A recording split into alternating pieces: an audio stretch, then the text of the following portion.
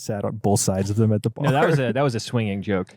Oh, oh. I caught This is it. a thing on Twitter. Yeah, we saw you from across the bar and we like your vibe. Well, Thing. I'm not Twitter pilled right now. I'm Yeah. not Twitter pilled. I mean, the world's not Twitter pilled right now. I guess. Yeah, it's true. Twitter is Dylan's a thread guy now. Yeah. Dylan's on Threads. Oh man, I saw No. some threads from Threads. That's some depressing stuff going on. It's really funny really? because like all these people who are like, this is because what it is just curated Twitter. That's all it is. Just super heavily curated. And so there's all these people who are like, oh, it's going to be more lib or et cetera. And they go over and they're like, just kind of calling people groomers or whatever, which is just, a classic Twitter pastime. You can't live without being like there being a thread every other week where it's like, this obscure YouTuber with 500 subscribers sexually groomed me on Discord when I was 12 or whatever. And you're like, oh man, awesome. Yes. But apparently like all these people are getting fired or like getting kicked off threads for doing that. And they're like, what are you talking about? Oh, You can't interesting. do that or the other, So like all of the threads tweets, or I guess threads, I don't know what they're called. All the posts on Threads are like Terrible. Ellen DeGeneres being like, just played pickleball. Like. That's what people. That's the content people are looking for. That's No, the I thing. think so. Facebook has just cracked the code. They understand. They're looking for Jimmy Fallon compilation. On all of their social media platforms. That's all they need. Yeah. I'm sure when James Corden stopped his show, Zuckerberg, he gave a little tear. What about all that traffic from carpool karaoke? It's all gone now.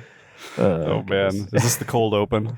Yeah, sure. Why not? Alright, cool. Yeah. It can start whenever. That's the whole point of the show. It's makes actually sort of it's a surprise. It actually starts now.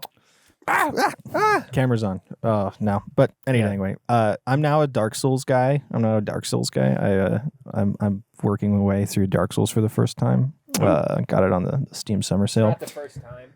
Well, I mean, this is the first time that I've actually. Where are you going? I'm just gonna go see if the screen is working properly. Come back here. That was the cold open. I know. Okay, yes, it is recording. I just wanted to make sure. No, your paranoia has gotten the best of you. Yeah. Nice. There we are. Boo. Josh didn't want to sit in on the cool things that I have to say. Come on, He's Josh. not even here, so Now, I will say though, this is the first time that I've ever had a guest, or we've ever had a guest who is actively prepared to be on the show, except for probably Boomer. Was hot, loaded with a really good topic that he was like, I listen to the show, I know what kind of shit works on this show. So he was all on top of it. Not to say that other people haven't brought good stuff, but you could tell he had done his homework and he was ready. Yeah, nice. And this is only the second time I've ever heard somebody say, I am preparing for the show. I'm getting ready, mentally and physically, preparing my body. What did Boomer talk about? I forget that episode. He talked about that Karjitsu, where you try to it's jujitsu that you do in a car. Yeah. Yeah. This isn't like the art of repairing motorcycles. No. It's literally you have two people in a car, one in the passenger, one in the driver's seat, and then it's go, and then whoever gets the other person to tap first wins. And you can use anything you want in the car, so the seat belts, the glass, the center console. What? And then just beat the crap out of a Golf. Yeah. Or a Vibe. There's one of the participants driving? No. Okay. It's sitting still. Yeah. Yeah. I mean, one of the major metas is tying your opponent with your seatbelt. Yeah. I mean, they got a whole program for that stuff. Yeah. There's years of meta and increasing complexity going on in Karjitsu.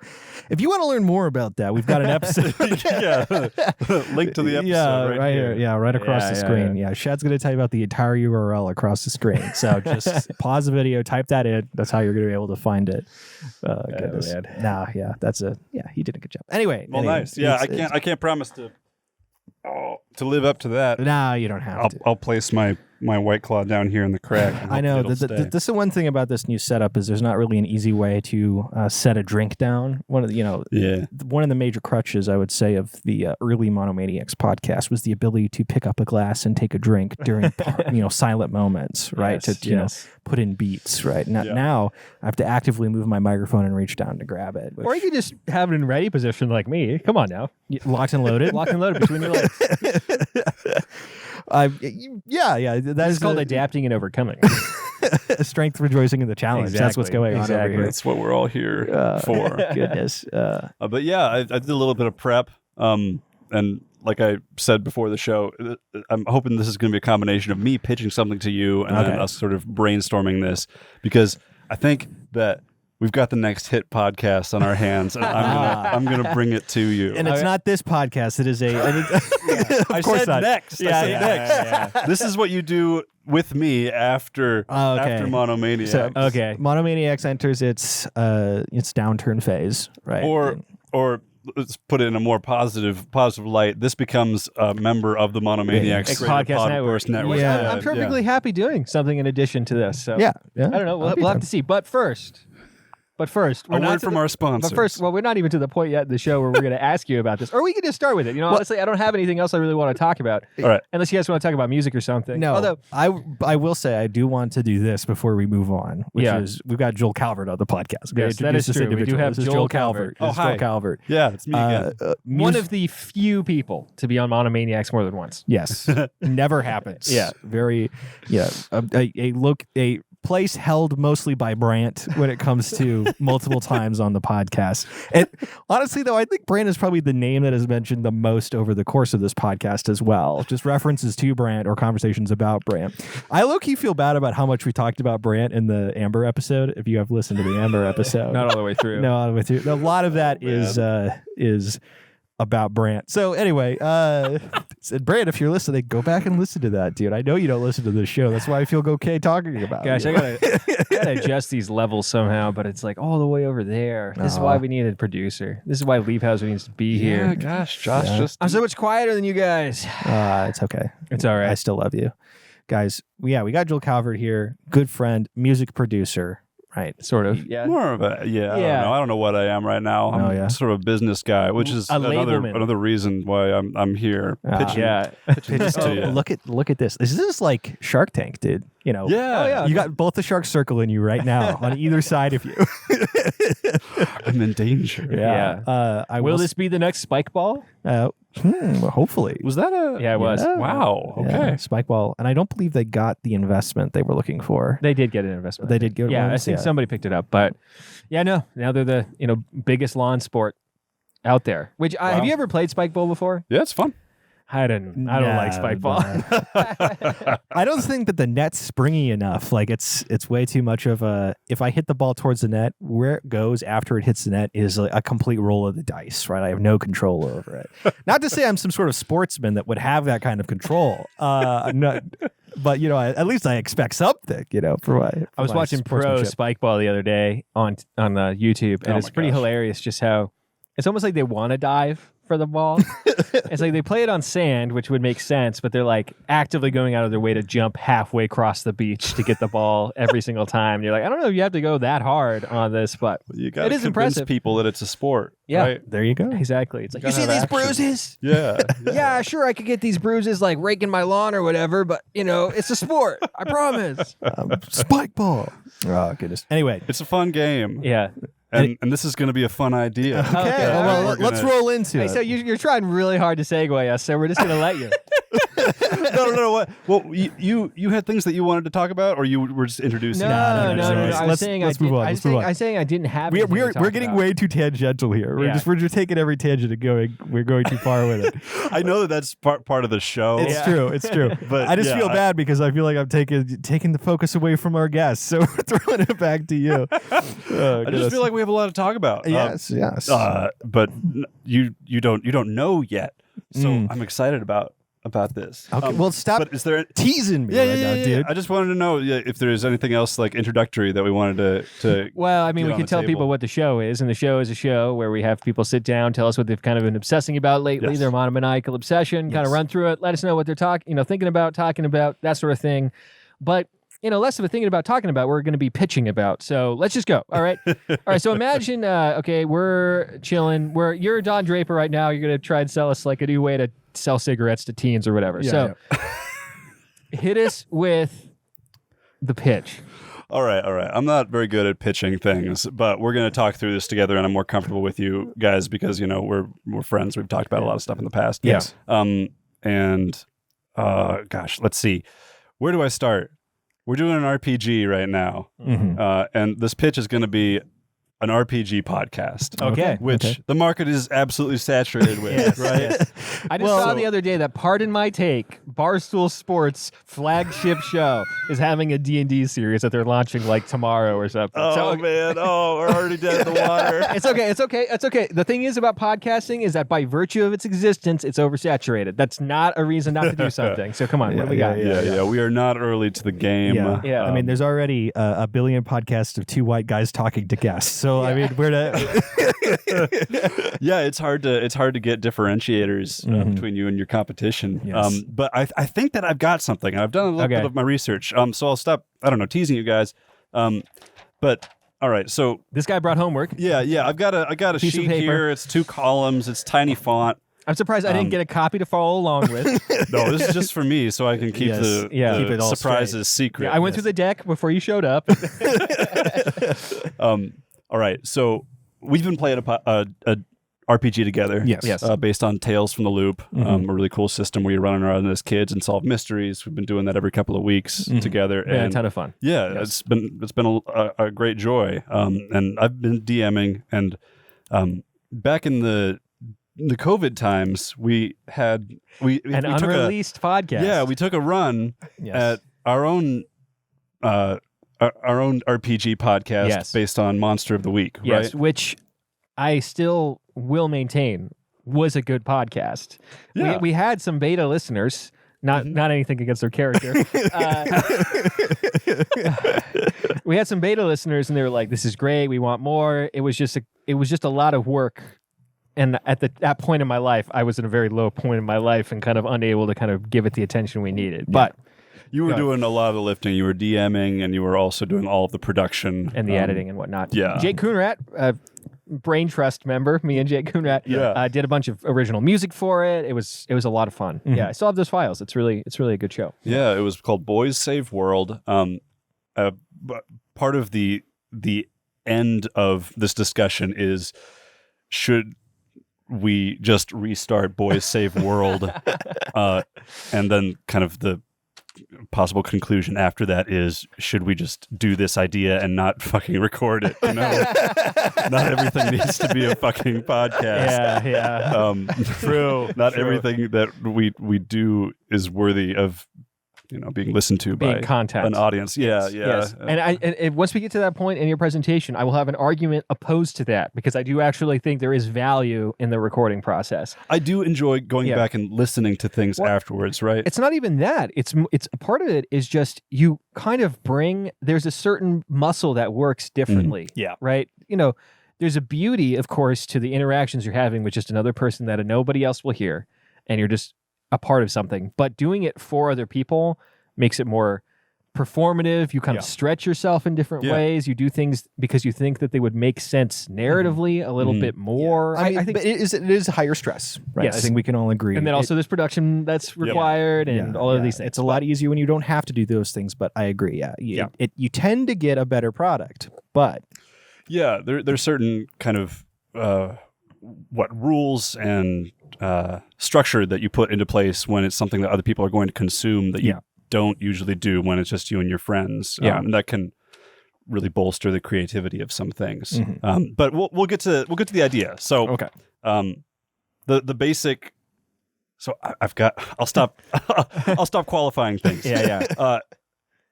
Be determined. So RPGs are popularly equated with D&D. Yes, correct. Yeah, we know that. Yeah. Lots of RPG players only have experience with 5e. Yeah, and D&D is not for everyone.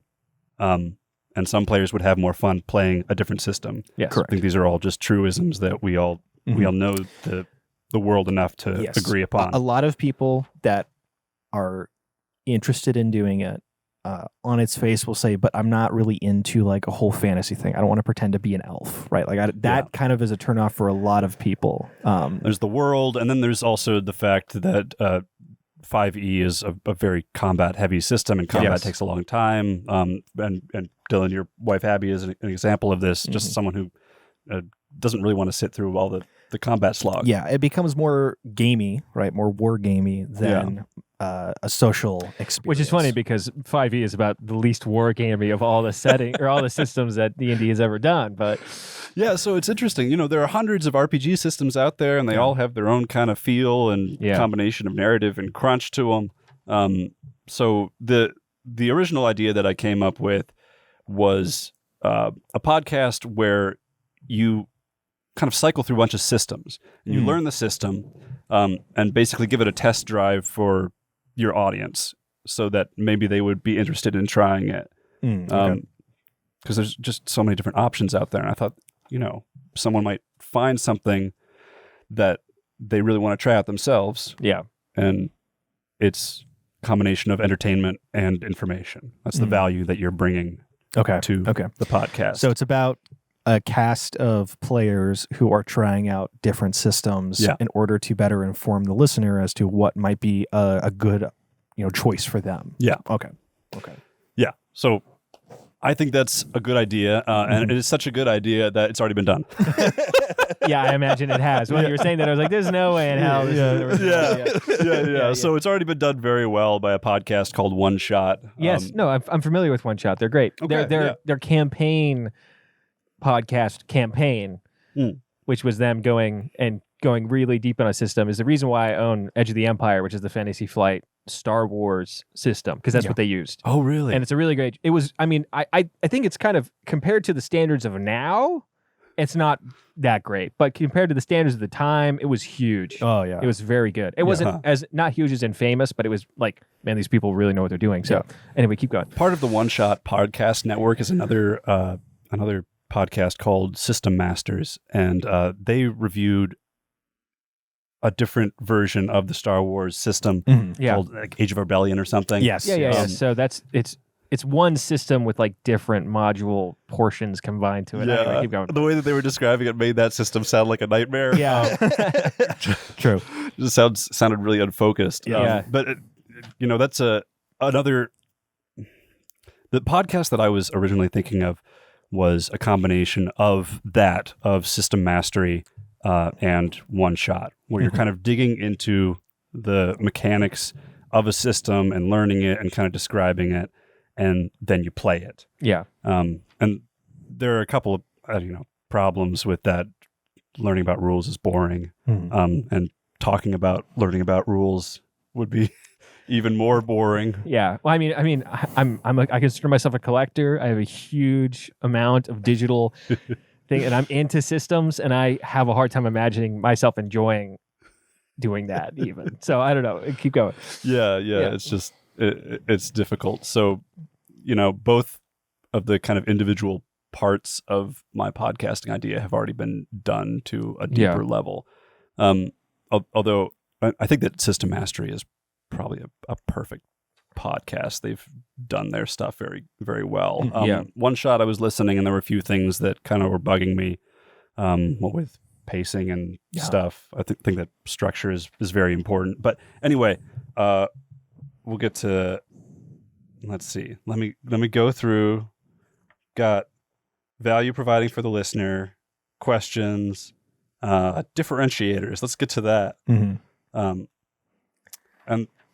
I think the idea that I landed on that has not been done before, as far as my research can tell, and tell me if you think this would be fun. The kind of prototype name of it is Endgame Only. And so the problem with RPG campaigns is that you never get to the end, right? You never get to those high levels. You always peter out around level 8 or something. The campaign dies off. People just don't show up anymore. You get tired of it. Yeah. We skip right to the end. So we do max level characters. Max are like 80%. 80% there, and then we do a final beat in a larger story. See, that's a question that I haven't answered yet. Yeah. It might be fun to start off like you are demigods who enter into a level 1 area space, and we just see how things go from there. Yeah. But I'm interested in exploring the areas of RPG systems that people rarely get to. Yeah, this is interesting. I've heard people of people like on Reddit and stuff who have made campaigns based around like we're doing a god killer campaign where it's like we all do max level, we're all out to kill the gods, right? So we're gonna go fight the stat block for Thor, and we're all gonna die, but we're all as strong as possible, right? Yeah. But I've never heard of that presented as an entertainment product, right? Or the way that would go. Yeah. The two things that kind of come to mind right away with that are, one, it's like there is a certain level of mastery of the system that comes through mastery of the system. Yeah. Right? Where like I think that everybody would be there'd be so many rules and like so many elaborate abilities that everybody would have that it would kind of potentially grind to a halt, especially for more bookkeeping oriented games. Oh man. Right? Yeah. Like I mean honestly, I think I know 5e like okay, but if I was to sit down and be like, I need to write a 20 level character, I would be like, oh my gosh. And then you'd be coming in and it's like there's like 5 people who haven't ever played to 20 levels and like all of them have 20 levels and like all these options and etc. And the other issue I think that would kind of come across is that I don't know how much that idea would work in the context of systems that are just primarily narrative oriented. Yeah, it's true. Right, where that's great, but there's a lot of systems that don't have leveling. Yeah. Right? Mm-hmm. Or a lot of systems that if you getting better doesn't necessarily make the challenge better. It's like kind of closer to cheat codes. Mm-hmm. Like I would say like from Tales from the Loop, in my mind, like if you were to have a crazy stat block, it'd be tough as a GM to kind of put things in front of you that would prevent you from utilizing that stat block. Yeah. Right? And, if you were just following the rules of that system, you would just sort of be a 15-year-old kid who like knows how to investigate really well. Yeah. You wouldn't be a god or anything. Yeah. Probably the same would be with like Call of Cthulhu or whatever. Yeah, Call of Cthulhu is a little different, but I think, at its core, that is definitely the case. Yeah, you're still just like a normal person trying to I don't know, overcome an elder god or whatever. Yeah. The thing that interests me the most about this is the idea of hopping into a story that is in its final act, right?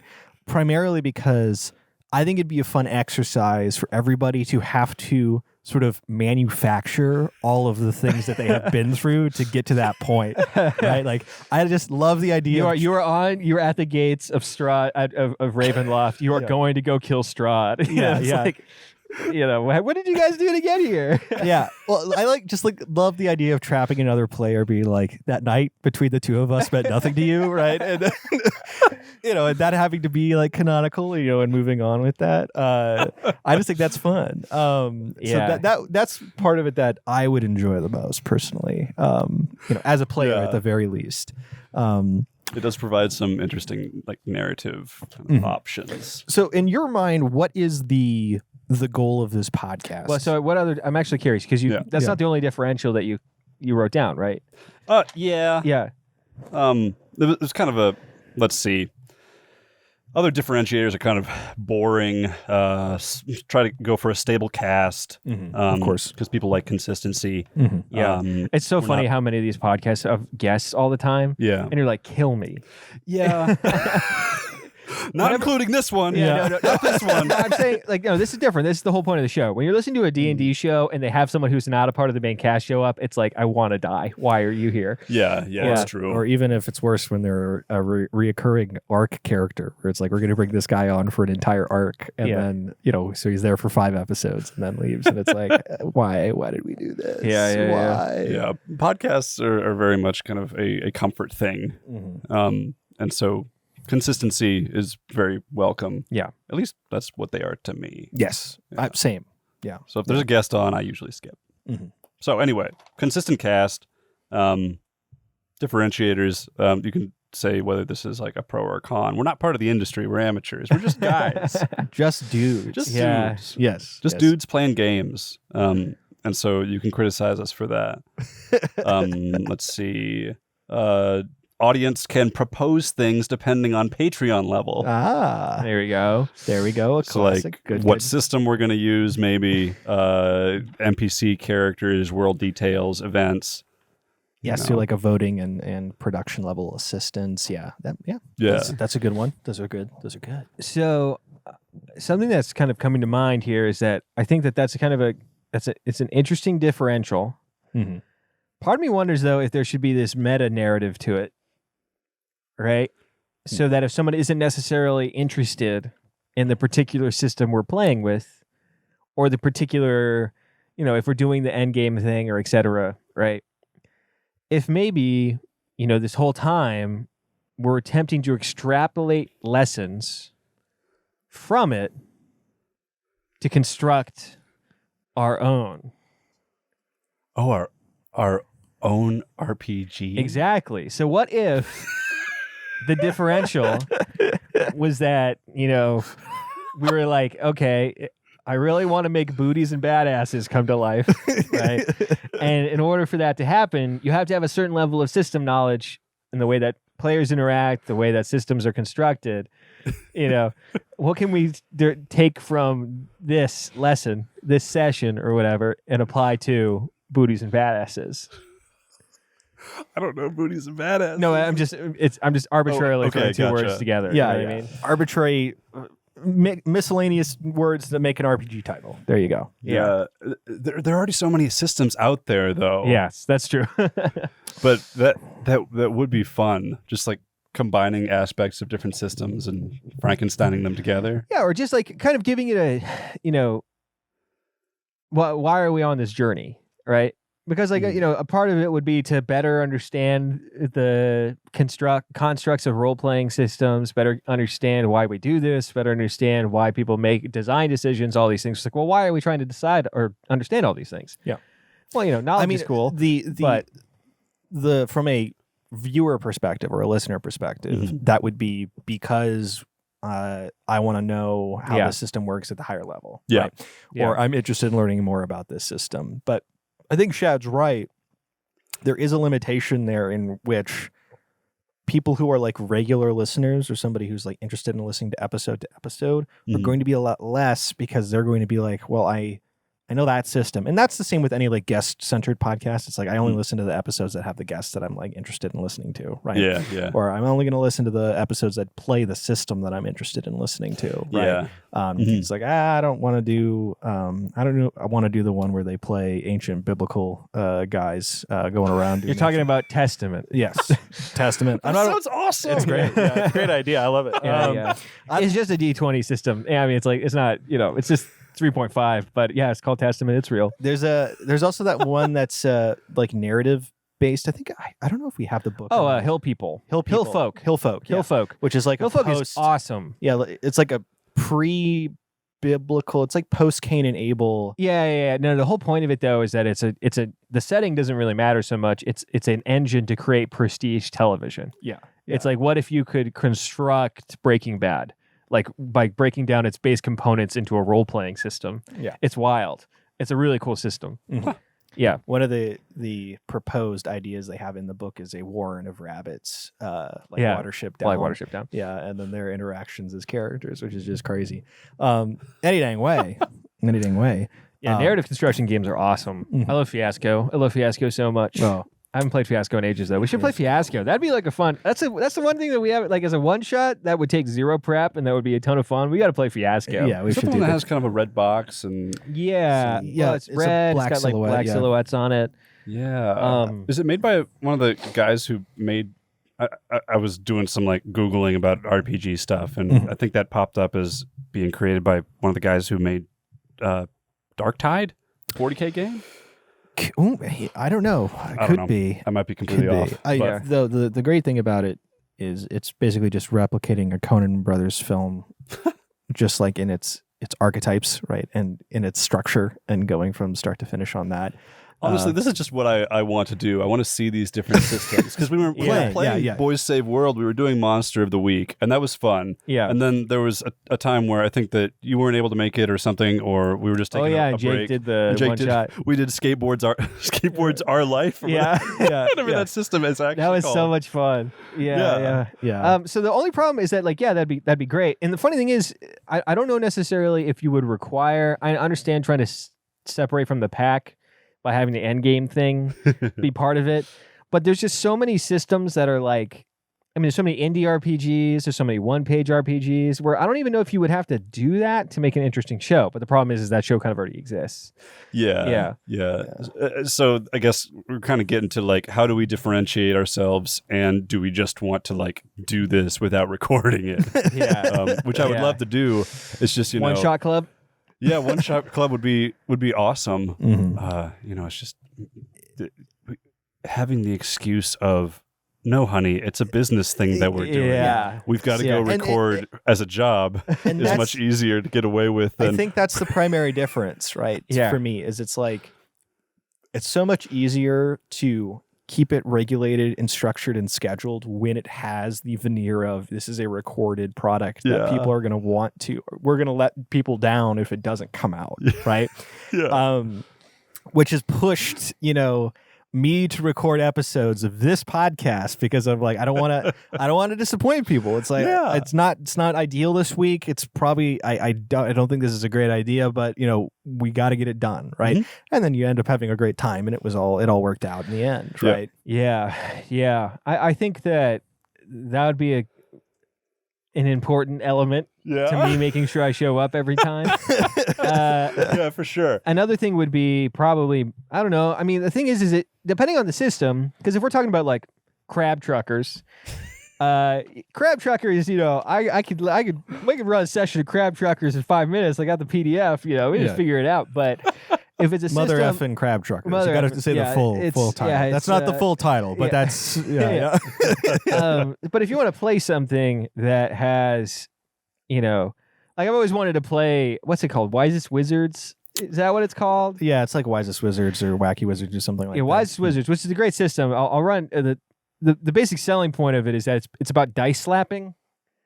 So like it's semi-competitive where like you're hitting the table and trying to like smack dice in order to accomplish like more powerful spells, and the meta revolves around getting as many D4s as possible so that people can't slap the dice so they'll hurt themselves. Oh yeah.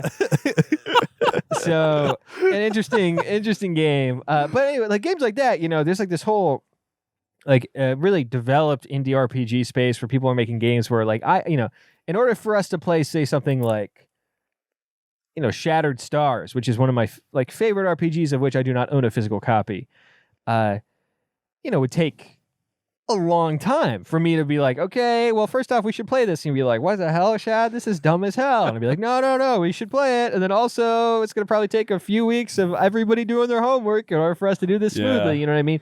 We'd have to probably make the production schedule pretty spaced out. Well, and the good thing about it, from a production standpoint, right, is that this is the kind of thing that you can sort of put it into relatively bite-sized pieces, right? You can sit down and be like, all right, this episode we're going to record an Everybody's John episode, right? The same night we were recording Everybody's John episode, we record a Mother Effin' Crab Truckers episode, right? Dial it in, and then you've got 3 weeks of content done, right? And I don't imagine this is a weekly show. No, I do not imagine. I imagine us recording in seasons where we have like a number of months where we record content and then a number of months where we release it. Okay, that makes sense. Yeah. I don't think it's possible any other way. No, I agree. I'm just saying, what eases it is that you can separate, a lot of these. I'm not going to say from a week to week basis, but you can batch record these relatively easily. And release them in a way that still is for stuff like reasonable. That. Now, if we were going to say do one of my Call of Cthulhu one-shots. My Call of Cthulhu not really one-shots, right? That'd be a different story, right? That'd be something where it's like, okay, there's a little more prep involved. It's going to probably take us all day to record it, probably release it in multiple episodes, that sort of thing. Whereas this would be like, we knock out 3 one-pagers, just take a couple hours on each of them. Although every time I've ever played a one-shot, in order to do this, we'd actually have to figure out how to pace a freaking one-shot. Because every time I've ever played one, it's like we're at hit hour 4 and everybody's like, well, we're about halfway done. You guys want to pick this up again? Never picks it up ever again. Gosh. That'll be a trick, but... Yeah, pacing is difficult. And what you're saying, depending on the system, it can take 5 minutes. It can take weeks to get through an adventure. Well, it's not even like taking weeks to get through an adventure so much as it is like taking weeks to really learn the system and making sure everybody's on the same page. Because, another hurdle is that not every system is plug and play. Like you've got GURPS on there. GURPS is not plug and play. I saw that on the list. Yeah, because I'm interested in it, right? Yeah, no, it's an incredibly interesting thing, but like it's one of those games where if you're playing with the right people, character creation can take like 3 sessions.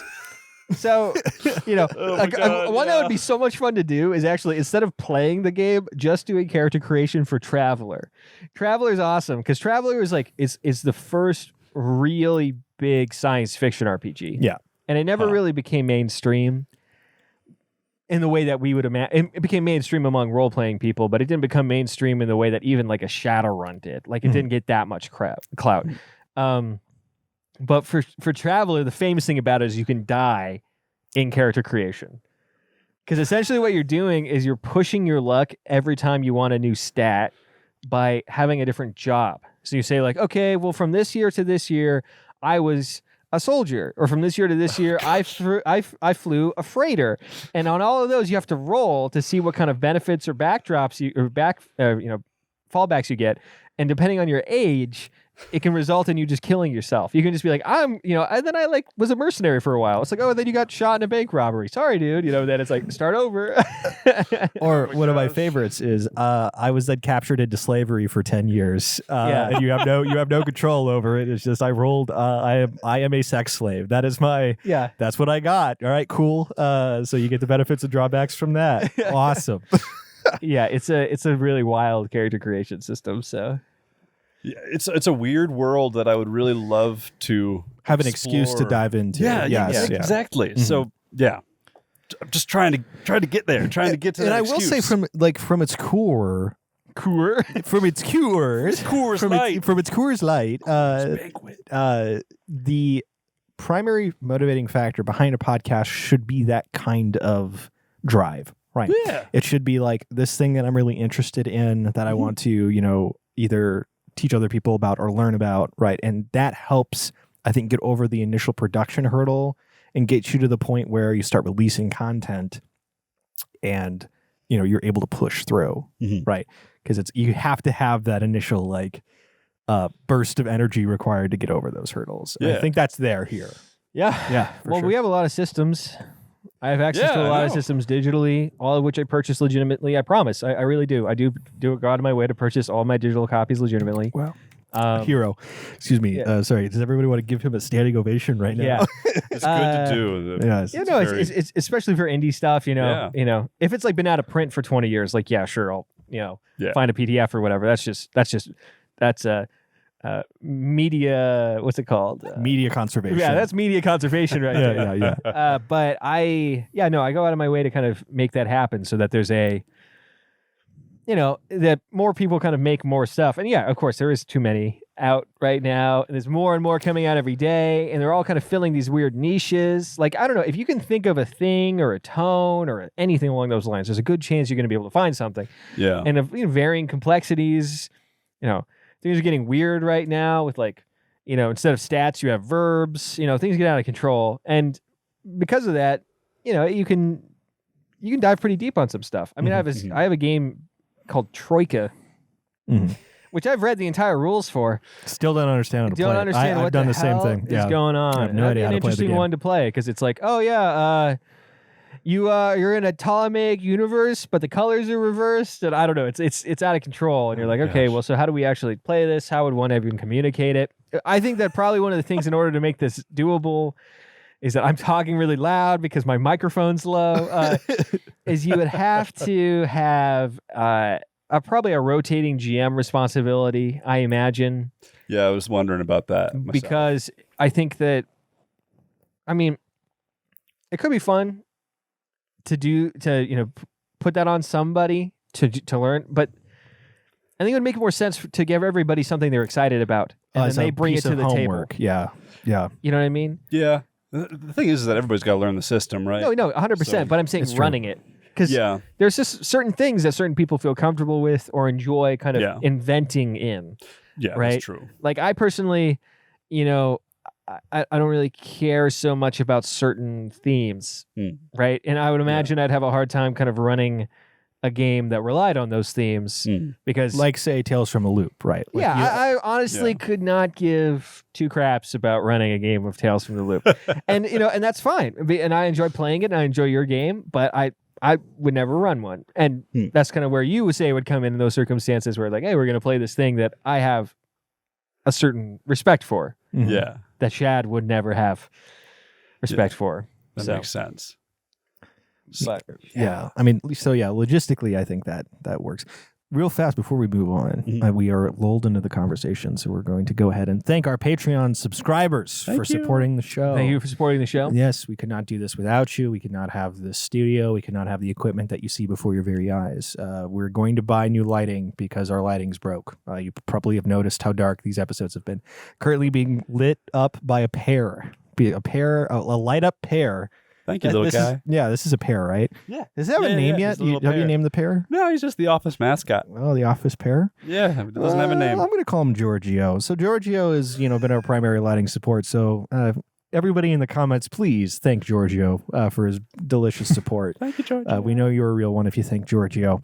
Outside of that, guys, if you're interested in supporting us, well, first off, I want to thank our top patrons, right? That being Zach and Amber Strehle, Sammy Roberts, Luke Robson, and Joe Papalardo. We could really not do the show without you guys. You guys are awesome. So round of applause. $5 tier, you get access to the Patreon post show. It's more of this, except for it can be a little bit more risque sometimes. Most of the time, it's just more of the show. And if you're interested, you can go and access the entire backlog for that $5 right now. Yep. And there's over 60 hours of that. So, that's a pretty good deal for $5. And fall asleep to it. Yes. For many nights in a row. So much content. Oh, goodness. I've only ever... Ironically, the one time I've ever fallen asleep watching a YouTube video was I was watching a YouTube video about the RPG system Wraith. So that's it's a fun little thing. Maybe that can be our differentiator. It's a podcast to fall asleep to. It's like Joe Pera's. It's like Joe Pera's podcast, except for we're talking about orcs. Nighttime cast. Yes. Nighttime adventures. Yes, we all have to whisper as we RPG. Sorry, I interrupted. No, it's fine. I would turn sexual way too quick. Well, maybe for you, I don't know, but no, just being this like everybody going, yeah, and then I attack the orc. What did you do? You walk into the tavern. The entire tavern turns to look at you. What do you do? I strum my stuff. I sure what I'm made of. At the $10 tier, you guys can ask us questions that we answer on the podcast. No questions this week from the Patreon fans. Please throw us questions. Because we recorded kind of back to back on this. Yeah, this was kind of not short notice, but it was we didn't give as much time as we usually do to get questions. I was raring to get on. Yes, it's my fault. Yeah, he was ready to go. So no, it's not Joel. Joel, do not feel bad. Joel, listen. You walk into the tavern. They'll look at you. What do you do? The wizard yells at you from the top of his tower. He says, "Get off my lawn." What do you do? Yeah. I yell back at him. No, I won't. He casts fireball at you. The ground explodes. It makes a big noise. I'm in bed. I'm tossing and turning. I'm like, man, the level of volume makes me want to sleep, but the action is so gripping. How can I miss a moment? Oh, goodness. Oh, man. I'm already kind of imagining just sort of forcing all of you guys to play every World of Darkness World of Darkness RPG. Oh, goodness. We're like, we start with Vampire the Masquerade. Everybody understands that. But no. I've got a copy of Mage the Ascension. We can ruin your life. Yeah. Of course. I don't know what these are. Yeah. Well, so we got to play them. Yeah. So, I mean, just like for quick reference, there's like, I would say probably 4 or 5 distinct eras in role-playing, like times in history. Yeah. And the 70s into the 80s was the D&D time. The 80s was its own kind of distinct time where like Shadowrun was probably the most like popular game. Yeah. But in the 90s, when like everybody was doing their own sort of edgy version of whatever they were doing, there was an edgy Spider-Man, there was an edgy everything, right? Television was a little darker. even though 9/11 hadn't happened yet, so like everything was going well. What did you guys have to complain about? Yeah, what you have to complain about? We had 2 towers in New York that we don't have anymore. We had 2 whole towers, and you guys were complaining. Yeah. Anyway, but in that era, the most popular kind of role-playing system, like that you would play if you were to go into a game store, and they're like, we play role-playing games. The thing that you would play was something called the World of Darkness storytelling system, of which the flagship product is Vampire the Masquerade, which is a game in which you play vampires in the 90s. In the 90s. Okay. So we're talking trench coats. We're talking. Yeah, we're talking Blade. Yeah, we're talking Blade. No, it's literally vampires. it's basically Blade vampires. Yeah. All right. Okay. You're Blade vampires, and like Blade actually took a bunch of inspiration from Vampire the Masquerade. A lot of people did because if once you start hearing about it, you're like, oh, this is all tropes. But no, they invented it. Yeah. It's about Gotcha, it's one of those. It's about like a city. You play in a real life city like Seattle or Toledo or whatever. Oh hell! And you play, and all of them. No, please stop. No more. And all of them are distinct principalities run by a prince, and everybody plays people who are working in this system in which you can't show that you're a vampire, but you try to live lives and then fight against evil vampires. And there's all these clans, and every clan's got different abilities and all these things. And it was one of the first systems that was like, no, this is a storytelling system first. Yeah. So like one of the things that you'd have to do is you would role play your entire backstory, where there's like 4 distinct moments in your life that you have to sit down and like role play during the first couple of sessions. See, I like that. And so, it's like, okay, so who embraced you? How did you become a vampire? What was your training like? What's your relationship like with the authorities? That sort of thing. Yeah. It's awesome. I love it. It has a reputation for being dumb and gay, but I love it. I love it. Like if you were to talk to Jake Coonrad, he'd be like, Shad's full of BS. He doesn't know what he's talking about. Jake Coonrad, who is currently the 4th person in the room right now. Yeah. The other person that I had in mind. Yeah, for it would this. probably be on the show. Yeah. Yeah, but like if we were to play that, he'd be calling me dumb and gay the whole time. Well, that's his role on the podcast. Yeah, exactly. Yeah. He's, So you've got cast ideas. Let's talk more about the show. Honestly, I was just thinking we reboot the Boys Save World cast as something else or the same thing. We can honestly just call it Boys Save World. Yeah, we could. Yeah, and we save the world a different world every time. I will say though, I did learn something since we named that podcast. That apparently the Bim Bam guys cannot copyright the name of their podcast because it is too close to the show My Brother and Me. Or sorry, is it just My Brother and Me? Yeah, there's another show. There is a literal TV show called My Brother and Me. Oh, really? That they cannot copyright the name My Brother and Me because it's too close. And so Boy Save World is like Boy Saves World or whatever. Boy Save World? I don't know the name of the show. Is that a thing? I think it was the reason why we named it what we did is because it was kind of like a TV show called Boy Save World. We were riffing off something, but I forget what it was. I think it was a joke. That was Boy Meets World. Boy Meets World. Yeah. Yes. And so apparently if it's too close, you can't copyright. So we got to think. We got to strategize for far enough ahead. Yeah, for marketability, right? That's what it's all about. If this is going to be our $1 million idea, monetization and marketability. Exactly. Oh goodness.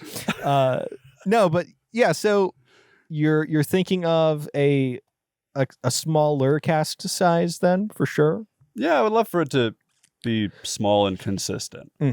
Because there's a certain comfort that comes along with it, both for the audience and for the people who are doing the show. Yeah. Because we've been doing stuff, playing games together for a while, and we're comfortable with each other, and that's a good energy. That's an energy that people want to be a part of. Part of me is kind of bummed though that Vince can't be on there because I know he'd be a flake and he shouldn't do it, but I would love to see him try to cram his one character into every single system.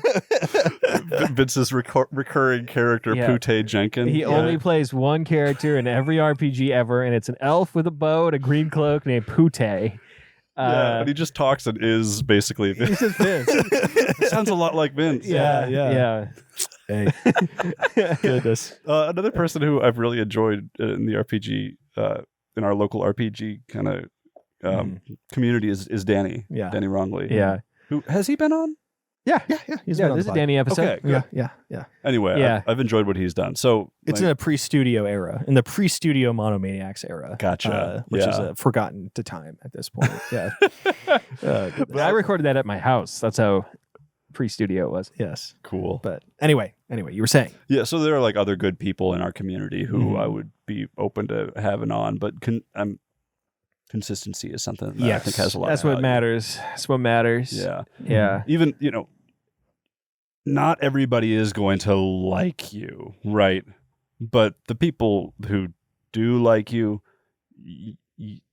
you want to give them a consistent product. Yes. Yeah. Mm-hmm. Exactly. And well, and if the dynamic is part of the reason why the podcast exists and Yeah. part of the driving factor as to why people listen to it, which is, could or could not be the case, but more often than not, at least in my experience, is one of the major reasons. Yeah, for sure. You got to like the people on the show. Yeah. Right? And they got to be relatively likable, or the bit is that they're not. So it's one of those two things. Yeah, because we're smart people and creative. Hey, but don't put that on me, brother. Don't put that smoke on me, brother. try not to be too self-deprecating, Yeah.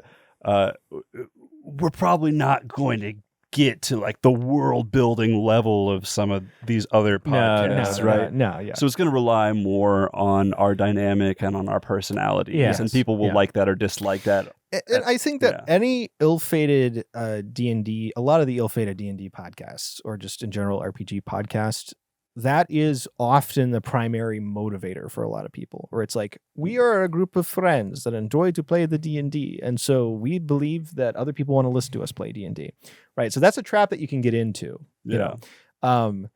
Now, I do believe that we are better than the average bear in regards to that. But, who knows? Dylan Maybe and I we're have not. many years of improvisational comedy experience. Yeah, you can really tell. Yeah, no. I think the difference though is that I think it's what I said previously. It's like when we went out of our way with Boys Save World, the add Lost the- show. Yeah, to add the Add additional... sort of like a performance element to it, where like it felt like a fully realized product. Now it was aping on several already fully realized products pretty strongly, but like the whole point was, we're all here. And we're here to make a thing for other people to enjoy. Like, I feel like a lot of times when I hear a bad D&D podcast, first off, all the bad D&D podcasts are the ones that are like, it's live, or whatever, where it's like, stream it. It's like that. I'd rather die. Sorry, guys. Yeah, it's not like the most popular D&D podcast in the entire world is a streamed No, podcast. I know, but like that's an outlier. They could do that, right? Yeah, exactly. because Matt Mercer's Matt Mercer. Yeah. Right, but like every time I've seen one where it's like, we just like streamed for 6 hours, whatever. It's like, okay. Wild. That's bad juju there. But yeah, no, I mean, you want to just make something where it's like, this is something where it's, we're having fun. We're enjoying this. Yeah. We're not, it's not for us, it's for you, though, is the difference.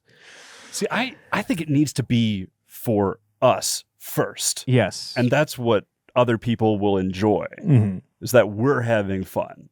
So, once it becomes not fun for us, then it becomes not fun for other people. Yeah, I mean, that is the ideal core competency of a show, would be the players are having fun. Yeah. And that is one of the reasons why you listen to it is because you enjoy, Yes. these people either having a good time and you like the content in addition, right? I think it's an X factor of both of those things, ideally, right? It's also got to be good. That also has to happen. Yeah, it does have to not like suck. Yeah. It is like a narrative focused format in some way or another. Yeah. But I don't know.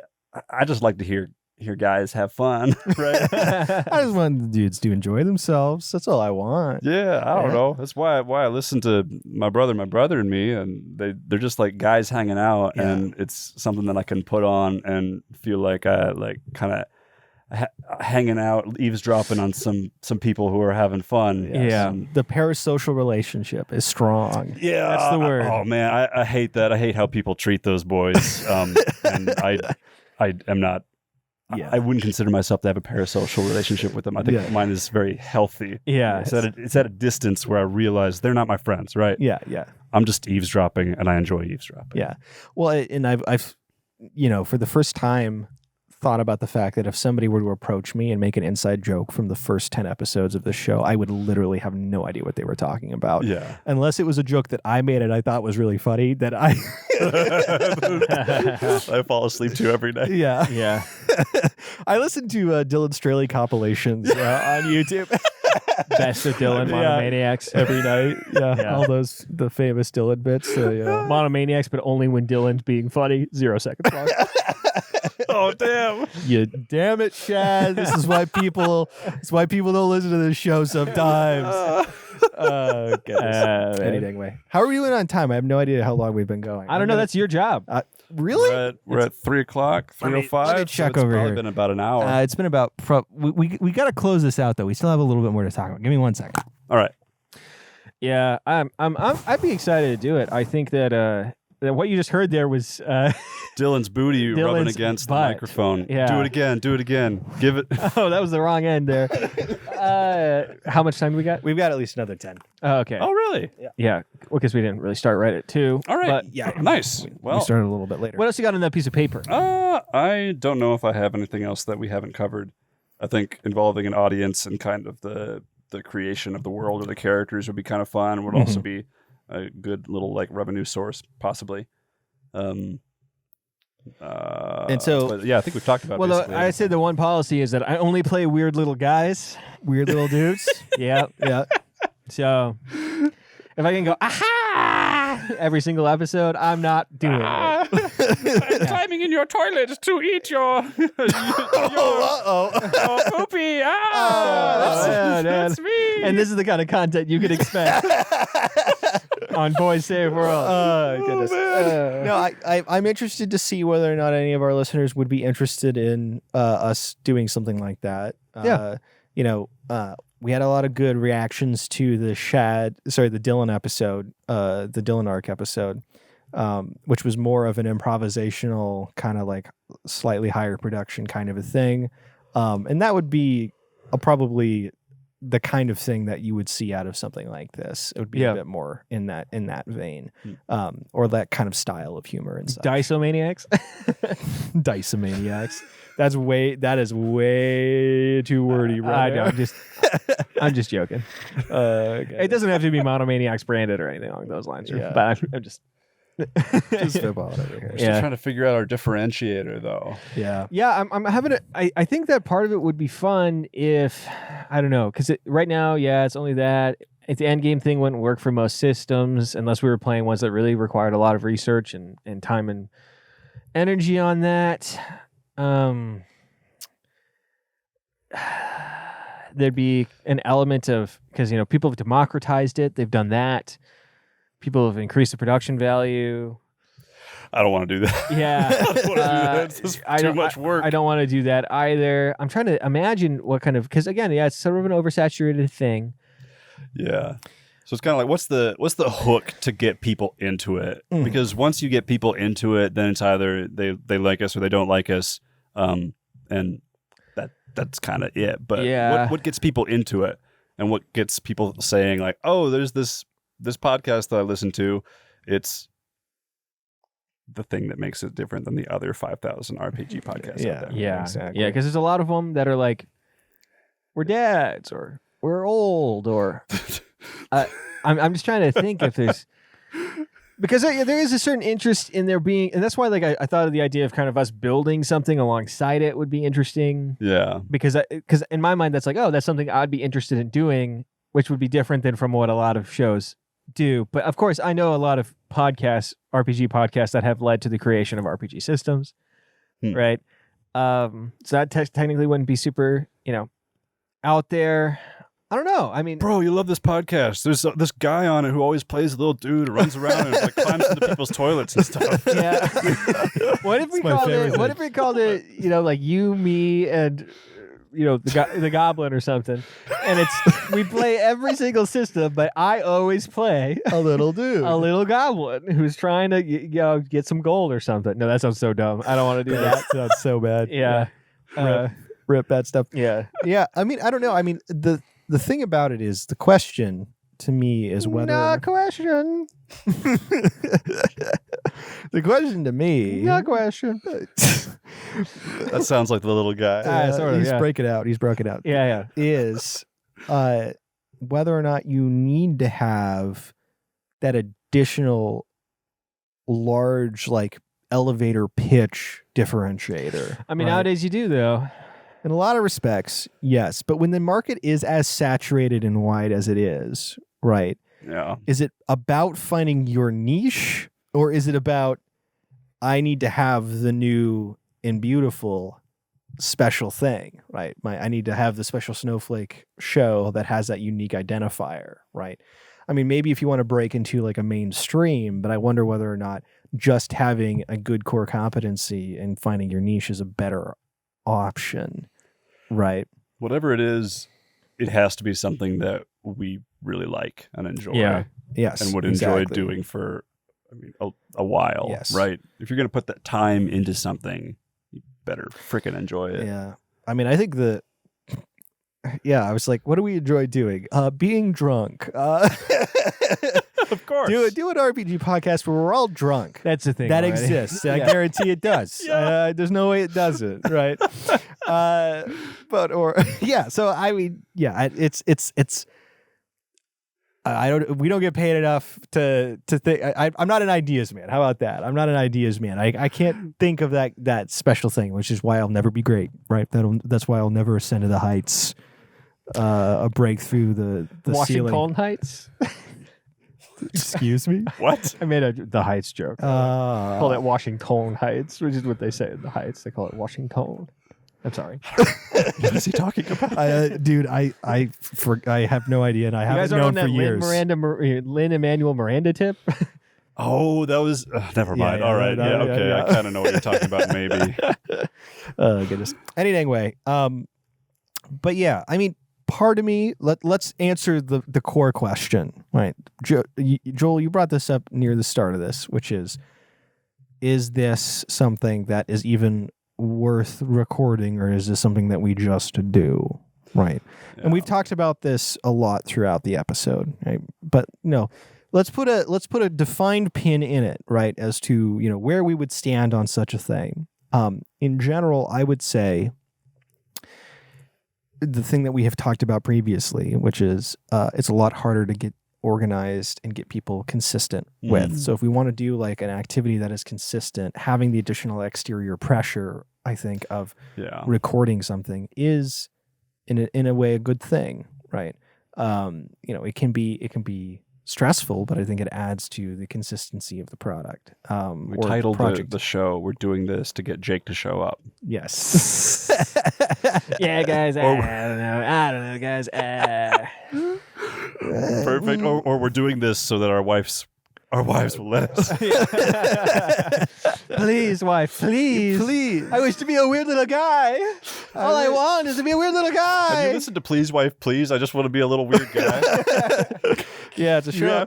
Yeah, it's about 50% of the show is us doing candid, recorded conversations of us asking our wives to be on the show, and then the other 50% is us recording the actual show. And then you decide, was it worth it?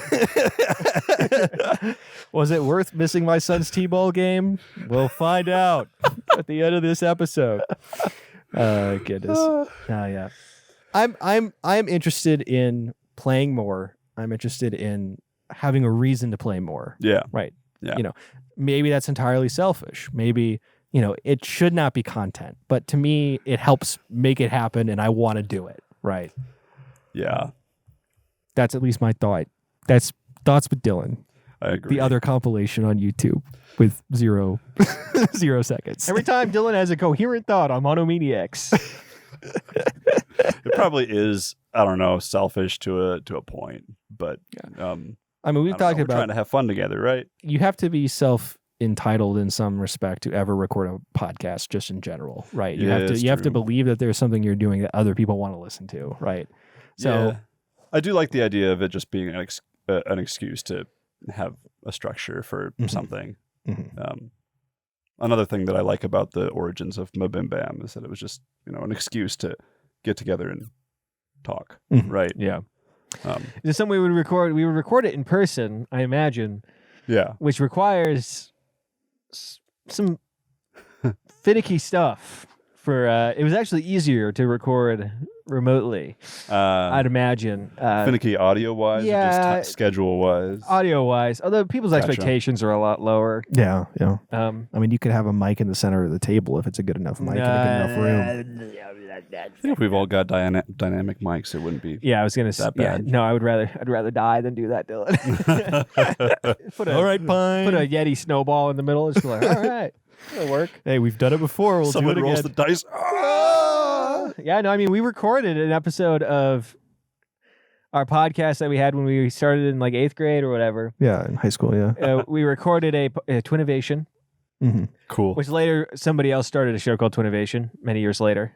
I got a Twitter DM about it once. Somebody being like, "Hey man, love Twinnovation. You guys want to come out to Buffalo?" And I was like, "Yes." I mean, that'd be awesome to go out to Buffalo, but different show, 2 different numbers of ends. Ours had 1, they had 2. In Twinnovation, but yeah, we recorded ourselves playing Fiasco, which was a lot of fun. Yeah, that might still be up on Spotify or on SoundCloud. It's on SoundCloud. Yeah, I listened to it about 3 years ago. I listened to it again. Doesn't hold up quite as well as I thought it might, to be frank. Well, we were kids. It makes sense. Talk too much about politics and current events. Yeah, that's what it is. Yeah, it was we were talking about a 2012 election. We talked about far too often. Oh man, it was making all sorts of Mitt Romney jokes. It was just it was an issue. I tell you, it doesn't work anymore. No, kids today don't even know who that man is. Put his dog on top of the car. Bark, bark, bark, bark. Yeah, we had a horn sound. What if we did a one-shot where we all played Mitt Romney's dog? Okay. Your different voices in the head of Mitt Romney's dog, and you're driving on vacation on the top of a car. We make our own RPGs around obscure political events. Yeah. And well, what if actually what we did was you are the bird that lands on Bernie Sanders' podium. Yeah. What do you do? I was thinking it'd be funny. This actually might be an interesting gimmick. What if, because 1-page RPGs are crazy easy to develop, very simple, very straightforward. What if we just did one where all of us made 1-pagers and ran one-shots with them?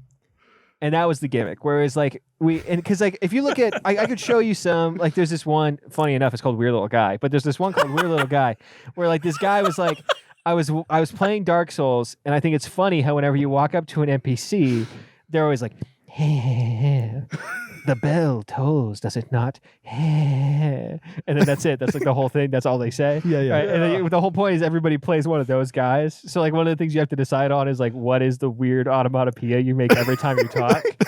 And like your 4 stats are like sliminess, creepiness, or etc. And like you have to roll on those things. And, I don't know. And then it'd be fun because you'd be able to post the rules, the sheet after you were done. Yeah. And people could would also play the game that you put together, right? Yeah. You play 7-Eleven ice cream, and you try not to get freezer burnt or something, Oh my gosh. You make these on your own? Yeah. What if you made them in the session? Like you built it together? Would that just be a nightmare? Well, I don't know. Maybe we could, as in, build the systems? Yeah, you built the system in a collaborative way. Because I would love to hear what the heck Jake Coonrod would throw in there. Yeah, so as in build one system with everybody every time, where like maybe we would come in. Oh, I don't know. Or as in everybody builds one all together hanging out. Yeah, build it hanging out, and then maybe the next episode. I don't know. I like this thread. I like this thread. Yeah. That being said, we're running out of time. Okay. So if you want to hear us go in, nail down exactly what it is we're going to do. Yeah. This is going to be, you're going to have to get the Patreon subscriber. You're going to have to subscribe to this Patreon to understand the origin stories of the far more popular, now very famous podcast that got started on this podcast. Yes. If you want to steal our idea, you're going to have to pay for it. Yeah, exactly. Also, I'm going to throw this out there. If you're interested in listening to the first episode of Boys Save World on the Patreon, if you're a Patreon subscriber who's interested in that, we may post there. So express your interest. It could be fun to post there. Shad? I just got to make sure. I know that I sent it to people, so it's definitely going to be like on my Google Drive. I just got to make sure I can find it. Yeah. But Let us know if you want to hear it. Yeah. Let us know. It's really good. I hope I didn't delete it. I might have deleted it off my Google Drive. So let's hope not. I know. No promises. I know for a fact I still have. I think. Although, did I just get rid of that laptop? Oh man. I think I have it on an old laptop, but I don't know if I still have that laptop. You know what? I know where it is. It's in that next room over there. I know I have the laptop. Okay. It's in there. So let us know if you want to listen to it. It's very fun. Yeah. So any day, anyway, have a good one. We'll see y'all on a Patreon. Bye.